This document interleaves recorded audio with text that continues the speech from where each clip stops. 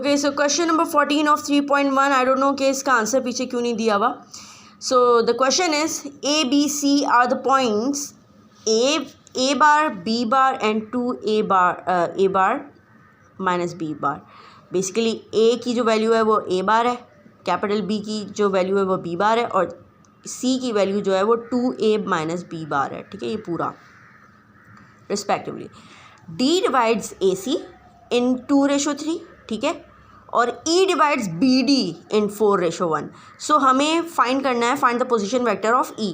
तो E find करने के लिए हमें डी तो फाइंड करना पड़ेगा, और डी फाइंड करने के लिए हमें बेसिकली ए सी को यूज़ करना है, ए सी और 2:3 को. तो आपको मैंने बता दिया था आज ही क्लास में कि पोजीशन वेक्टर का फॉर्मूला होता है हमारे पास ये.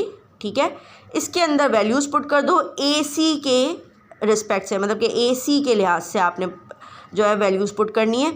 तो ए बेसिकली आपके पास ए वेक्टर था, पुट कर दिया. ठीक है, और सी की वैल्यू आपके पास बेसिकली ये थी 2a माइनस बी, तो इसको आप बी की जगह पुट करोगे. ठीक है, और एम और एन जो है वो रेशो होते हैं, तो 2:3 है हमारा, और m रेशो n होता है, तो m is equal to 2 and n is equal to 3. Put करेंगे, सॉल्व करेंगे, गेट द आंसर. ठीक है, डी आपको मिल जाएगा.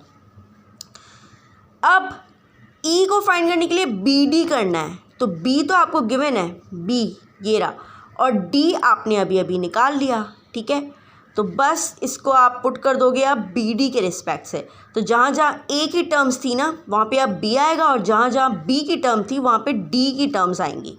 ठीक है, डी की वैल्यू आएगी, तो डी की वैल्यू रख दी यहाँ पे हमने, बी की भी वैल्यू रख दी, एन और एम को रख दिया, और सॉल्व किया, सिंप्लीफाई किया, गेट द आंसर. अब मुझे नहीं पता कि ये आंसर हो सकता है प्लस माइनस की गलती हो, लेकिन बेसिकली कॉन्सेप्ट यही लगना है. और ये आंसर जो है वो हम मतलब बुक के पीछे आंसर नहीं है तो मैच नहीं कर सकते. ठीक है, लेकिन खैर this is the final answer. सही होगा, अगर गलती हुई तो प्लस माइनस की हो सकती है. ठीक है, आप लोग भी अपनी तरफ से करिएगा तो आंसर मैच हो जाएगा. ठीक है.